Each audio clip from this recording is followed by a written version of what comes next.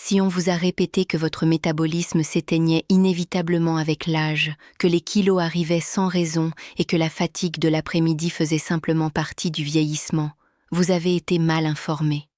Votre métabolisme n'est pas mort, il dort, et il attend exactement 5 signaux pour se rallumer. Dans les prochaines minutes, je vais vous montrer ces 5 leviers, simples, naturels, soutenus par la science, et je vais aussi vous révéler les 2 habitudes silencieuses qui, chaque jour, viennent l'étouffer un peu plus. Je suis la docteure Camille Lefebvre, médecin généraliste au cabinet médical Montaigne, à Bordeaux, et depuis 18 ans, je reçois en consultation des hommes et des femmes de 50, 60, 70 ans, convaincus que leur corps les a trahis. Dans la majorité des cas, ce n'est pas leur biologie qui les a abandonnés. Ce sont les signaux quotidiens qu'ils envoient à leur corps qui ont mis ce moteur en veille. Et la formidable nouvelle, c'est que ce qui a été mis en veille peut presque toujours être relancé. Commençons par démonter une croyance qui pèse lourd dans la vie de millions de personnes. On vous a dit que le métabolisme déclinait progressivement, année après année, dès la quarantaine. Ce n'est pas exact, et la science récente a tranché la question. Une étude majeure a suivi plus de 6000 personnes dans une vingtaine de pays, depuis des nourrissons de 2 jours jusqu'à des adultes de 90 ans. Et ce que les chercheurs ont découvert change tout. Le métabolisme humain ne suit pas une longue descente continue. Il traverse seulement 4 phases bien définies. La première va de la naissance à 1 an, et là, le métabolisme s'envole, jusqu'à 50% plus haut que celui d'un adulte. C'est l'incroyable carburant de la croissance. Ensuite vient la deuxième phase, de 1 à 20 ans, où ce métabolisme redescend progressivement vers le niveau adulte. Et voici la grande surprise.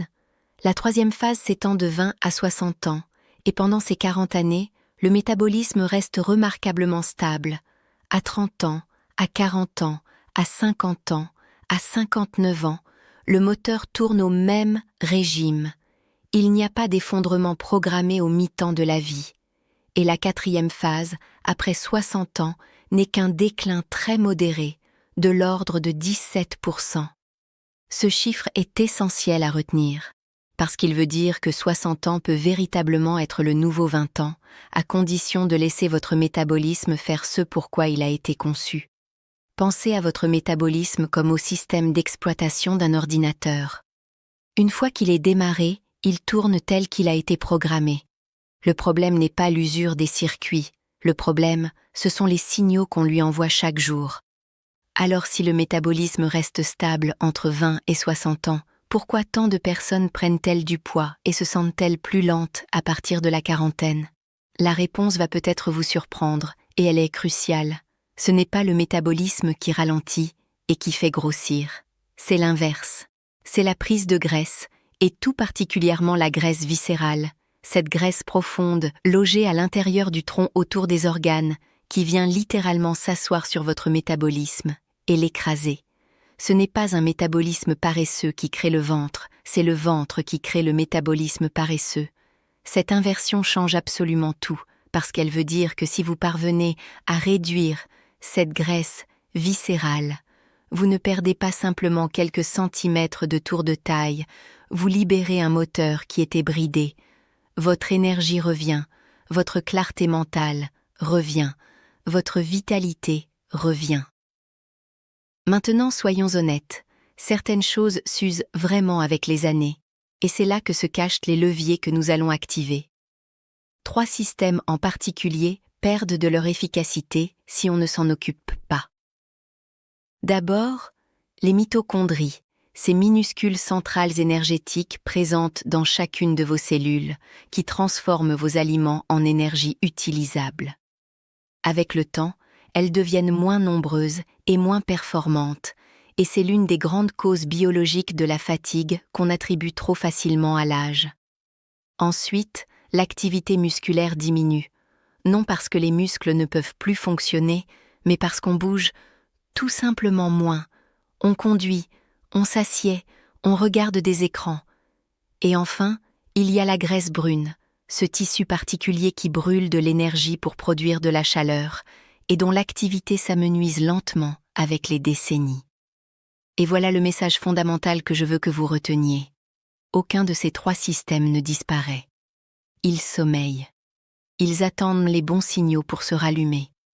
Et ces signaux, je vais maintenant vous les donner un par un. Voici donc le premier levier, et c'est probablement le plus puissant de tous. C'est le jeûne intermittent. Je sais, l'expression peut intimider, mais en réalité, le mécanisme est d'une simplicité élégante. Quand vous mangez, votre pancréas libère une hormone appelée insuline, dont le rôle principal est de stocker l'énergie. Pas de la brûler, de la stocker. Tant que votre insuline reste élevée, votre corps refuse littéralement de puiser dans les réserves de graisse, parce qu'il dispose de carburant frais en provenance de votre dernier repas.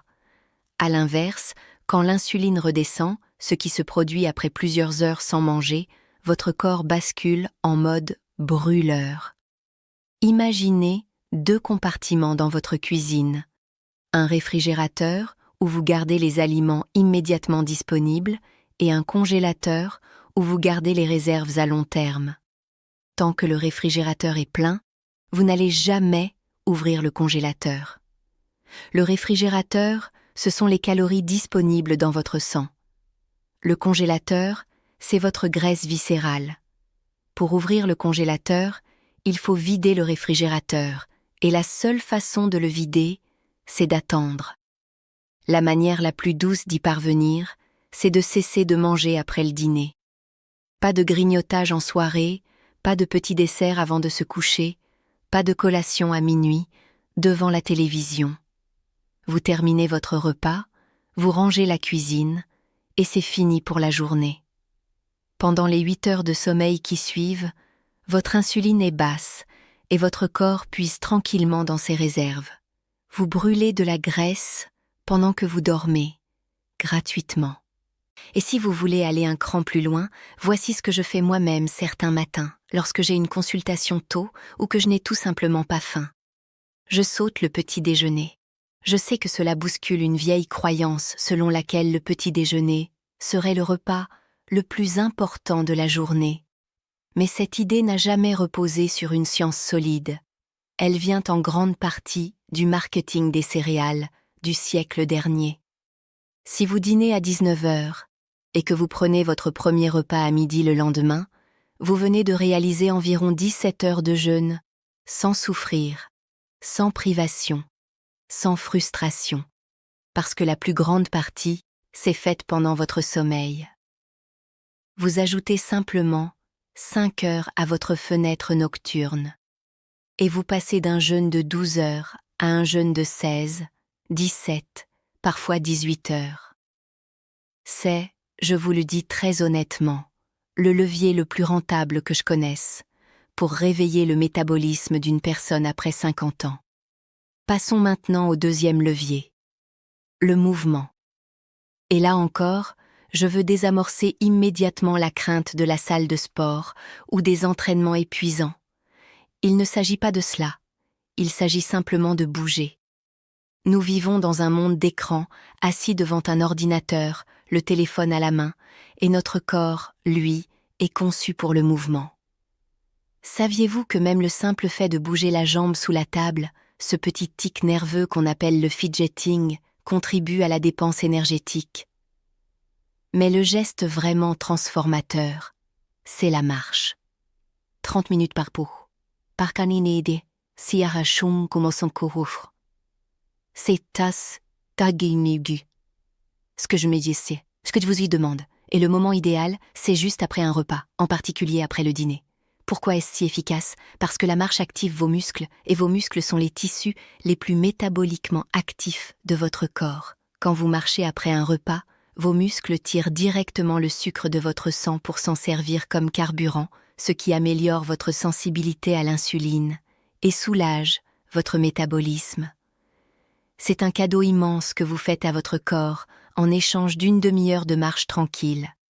Marchez avec votre conjoint, avec un voisin, avec un ami, profitez-en pour partager, pour discuter, parce que la socialisation est elle-même un puissant remède pour la santé mentale et générale.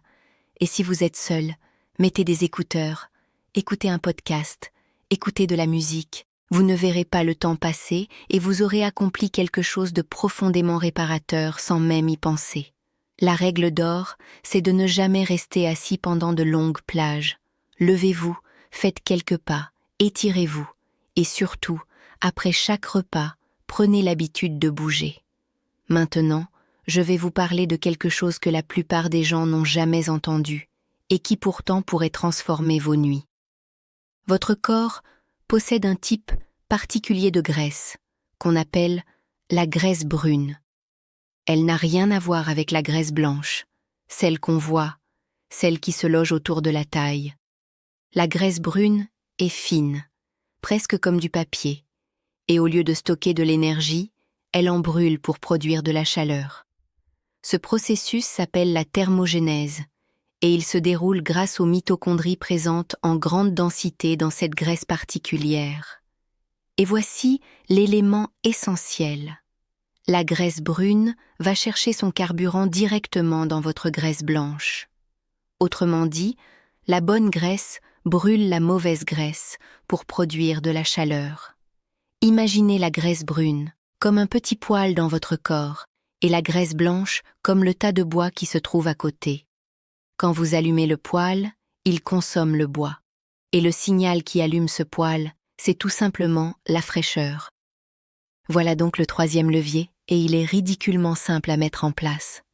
Dormez dans une chambre légèrement fraîche, pas glaciale, pas inconfortable, simplement fraîche, autour de 19 à 20 degrés Celsius.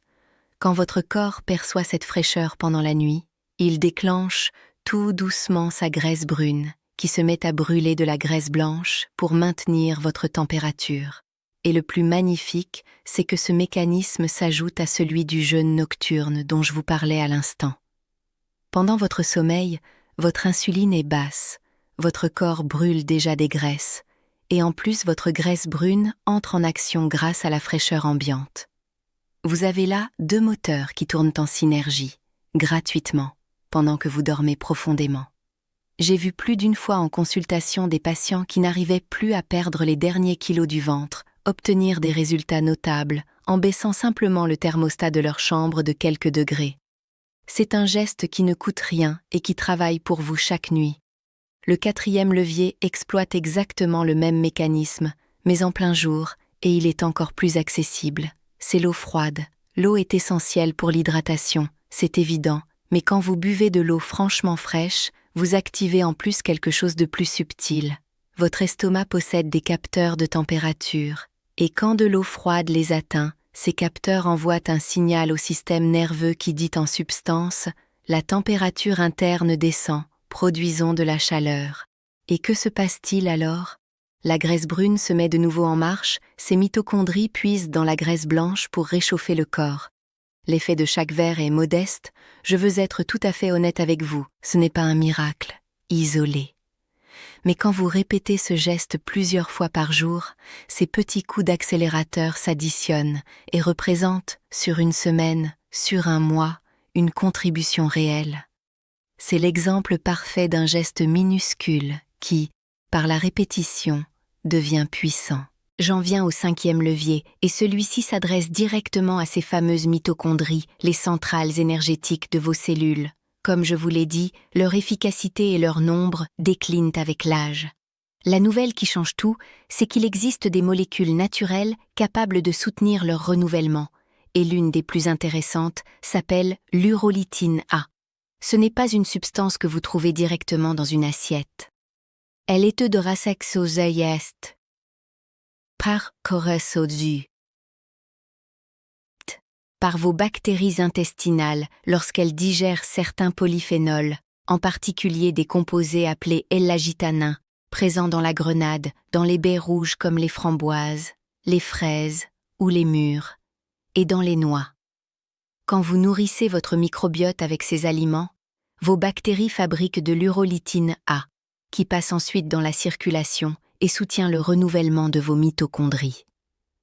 C'est une coopération discrète et magnifique entre votre alimentation, votre flore intestinale et chacune de vos cellules.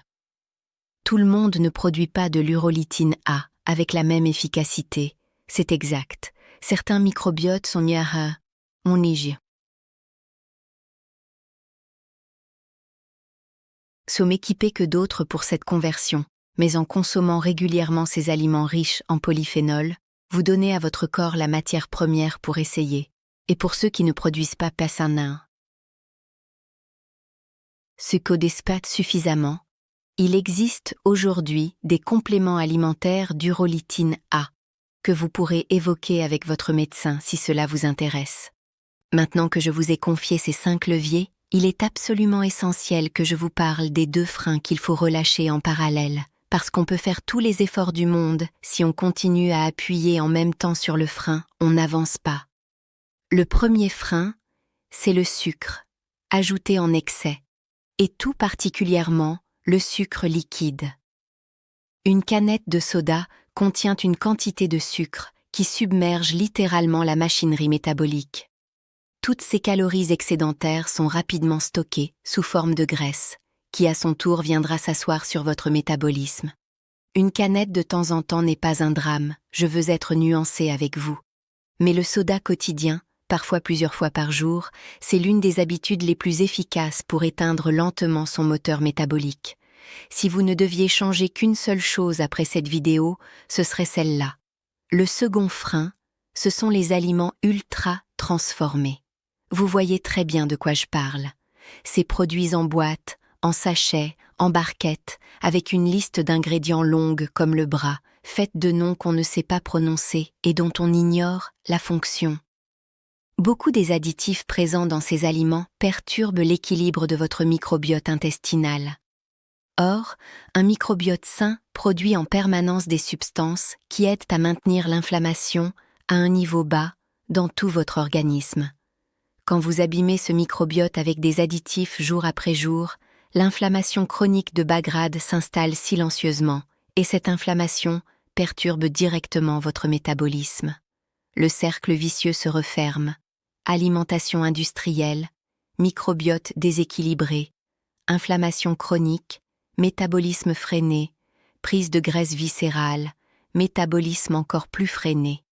Et vous comprenez alors pourquoi de simples changements alimentaires en revenant vers des aliments bruts peuvent produire des transformations qui paraissent presque miraculeuses. Ils coupent la source du problème. Vous vous demandez peut-être combien de temps il faut pour ressentir un changement, et c'est une question que j'entends sans cesse en consultation. Honnêtement, beaucoup de mes patients me décrivent un meilleur sommeil et une énergie au réveil dès la première ou la deuxième semaine, simplement en arrêtant les grignotages du soir et en marchant après le dîner. Vous vous demandez peut-être aussi si tout cela fonctionne encore à 65, 70 ou 75 ans, et la réponse est oui, sans la moindre réserve. La phase 4 du métabolisme n'est qu'un déclin modeste, pas un effondrement, et chacune de ces stratégies reste efficace, parfois même davantage parce que les marges de progression sont plus grandes. Une autre question revient souvent. Le café casse-t-il le jeûne? Et la réponse honnête est qu'un café noir, sans sucre et sans lait, ne provoque pas de montée significative d'insuline et reste compatible avec le jeûne intermittent. Beaucoup s'interrogent enfin sur le sucre. Faut-il vraiment tout supprimer? Non. L'urgent, c'est de couper le sucre liquide et de réduire les excès quotidiens. Le carré de chocolat noir du dimanche, le morceau de tarte aux fruits chez vos enfants, ce n'est pas le problème. Le problème, c'est l'industriel quotidien qui s'invite partout sans qu'on le voie. Alors voici ce que je veux que vous reteniez par-dessus tout, parce que c'est le message le plus important de cette vidéo. Votre métabolisme n'est pas brisé. Il n'est pas mort. Il n'est pas perdu. Il est câblé dans votre biologie pour vous porter avec énergie pendant des décennies. Et la science récente démontre qu'il reste remarquablement stable de 20 à 60 ans, puis ne décline que modérément ensuite. Ce qui le freine, ce n'est pas l'âge. Ce sont 4 choses sur lesquelles vous avez la main. La graisse viscérale, l'inactivité, l'inflammation et une alimentation qui parle à votre corps une langue qu'il ne comprend pas. En modifiant ce que vous mangez, quand vous mangez, comment vous bougez, comment vous dormez et comment vous vous hydratez, vous envoyez à votre corps les signaux exacts dont il a besoin pour rallumer ses mitochondries, réveiller sa graisse brune et remettre ses muscles en action. Vous n'avez pas besoin d'un régime extrême. Vous n'avez pas besoin de souffrir. Vous avez besoin de cohérence et de patience, et la machine fera le reste, parce qu'elle est déjà là, en vous, prête à reprendre du service. Je suis la docteure Camille Lefebvre, et après 18 ans à accompagner mes patients au cabinet médical Montaigne, je peux vous le dire avec certitude, celles et ceux qui appliquent ces principes retrouvent une vitalité qu'ils croyaient perdue depuis longtemps. Choisissez un seul de ces leviers cette semaine, le plus simple pour vous, et observez. Votre corps vous répondra plus vite que vous ne le pensez. Ce contenu est fourni à titre éducatif uniquement et ne constitue pas un avis médical, et je vous invite à consulter votre médecin avant toute modification importante de votre alimentation, de votre activité physique ou de votre traitement.